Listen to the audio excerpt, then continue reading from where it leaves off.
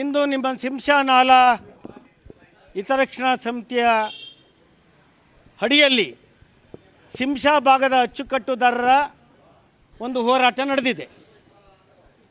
ಕಳೆದ 40-50 ವರ್ಷಗಳಿಂದ ನಿರಂತರವಾಗಿ ಸಿಂಶಾ ಅಚ್ಚುಕಟ್ಟುದಾರರಿಗೆ ಬೇಸಿಗೆ ಬೆಳೆಯೂ ಕೂಡ ಅತ್ಯಂತ ಸಮರ್ಪಕವಾಗಿ ಪೂರೈಕೆ ಆಗ್ತಾಯಿತ್ತು. ಆ ಭಾಗದಲ್ಲಿ ಜನ ಕಬ್ಬನ್ನು ಬೆಳೆದು ಸಕ್ಕರೆ ಕಾರ್ಖಾನೆಗೆ, ಕೊಪ್ಪ ಸಕ್ಕರೆ ಕಾರ್ಖಾನೆಗೆ ಕಬ್ಬನ್ನು ಸರಬರಾಜು ಮಾಡ್ತಾಯಿದ್ರು.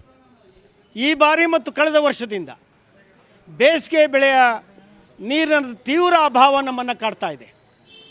ಬೆಳೆಗಳು ಒಣಗ್ತಾ ಇದೆ. ಭಾಳ ಜನ ಬೇಸಿಗೆ ಬೆಳೆಯನ್ನು ಒಡ್ಲಿಕ್ಕೆ ಸಾಧ್ಯ ಆಗಿಲ್ಲ. ಇದು ಘೋರ ಅನ್ಯಾಯ. ಹಾಗಾಗಿ ಇವತ್ತು ಬೋಳಾರೆ ಕೆರೆಯಿಂದ ಸಿಂಶಾ ನಾಲೆಗೆ ನೀರನ್ನು ಡಂಪ್ ಮಾಡುವಂಥ ವ್ಯವಸ್ಥೆಯನ್ನು ನೀರಾವರಿ ಇಲಾಖೆ ಕೈಗೊಳ್ಳಬೇಕು. ಅಗತ್ಯ ಬಿದ್ದರೆ ಮಾರ್ಕೋನಹಳ್ಳಿ ಡ್ಯಾಮ್ನಿಂದ ಆ ಬೋಳಾರೆ ಕೆರೆಗೆ ನೀರನ್ನು ಪೂರೈಸ್ತಕ್ಕಂಥ ಏರ್ಪಾಡು ಹಳೆ ಹಿಂದಿನ ಯೋಜನೆಯನ್ನು ಜಾರಿ ಕೊಡುವಂಥ ಪ್ರಯತ್ನ ಮಾಡಬೇಕು. ಅದರ ಜೊತೆಗೆ ಬೋಳಾರೆ ಕೆರೆಗೆ ಸೇರಿದಂತೆ 700 ಎಕರೆ ಜಮೀನನ್ನು ಒತ್ತುವರಿ ಮಾಡಿದ್ದಾರೆ. ಆ ಅಕ್ರಮಾತಿ ಜನರನ್ನು ಒಕ್ಕಲೆಬ್ಬಿಸಿ ಕೆರೆ ಭೂಮಿಯನ್ನು ಅವರಿಂದ ವಸೂಲಿ ಮಾಡಿ ಕೆರೆಗೆ ಜಿಲ್ಲಾಧಿಕಾರಿಗಳು ಕೊಡಿಸ್ಕೊಡ್ಬೇಕು ಅಂತೇಳಿ ಮನವಿ ಮಾಡ್ತೇವೆ.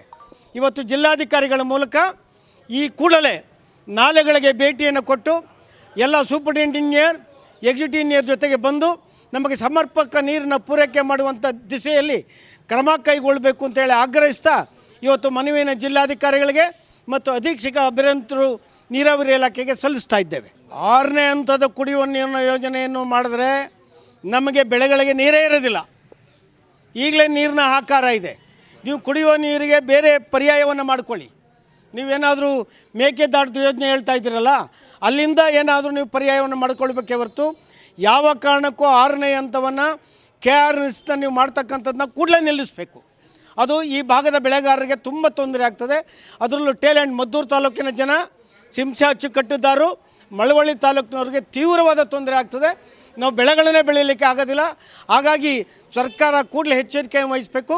ನೀರಾವರಿ ಸಚಿವರು ಕೂಡಲೇ ನೀರನ್ನು ಮೇಕೆದಾಟದಿಂದ ಪೂರೈಸೋ ದಿಸೆಯಲ್ಲಿ ಕಾರ್ಯೋನ್ಮುಖರಾಗಬೇಕು ಅಂತೇಳಿ ಕೂಡ ನಾವು ಆಗ್ರಹಿಸ್ತೇವೆ. ಇಲ್ಲಿ ಏನಾಗಿದೆ, ನಮ್ಮ ಭಾಗ ನಾಗಮಂಗಲಕ್ಕೆ ಸೇರಿದೆ. ನಾಗಮಂಗಲೂರು ಯಾವುದೇ ಪಕ್ಷದವರಾಗಲಿ ನಮ್ಮ ಭಾಗದ ಬಗ್ಗೆ ನಮ್ಮ ಸಮಸ್ಯೆಗಳೇ ಅವ್ರಿಗೆ ಅರ್ಥ ಆಗೋದಿಲ್ಲ. ನಮ್ಮ ಸಮಸ್ಯೆಗಳಿಗೆ ಪರಿಹಾರ ಕೊಡಿಸೋದೂ ಇಲ್ಲ. ಈಗ ಉಸ್ತುವಾರಿ ಸಚಿವರೇ ನಮ್ಮ ಭಾಗದ ಶಾಸಕರು, ನೀವು ನಮಗೆ ನೀರನ್ನ ಕೊಡಿಸ್ಲಿವಲ್ಲ.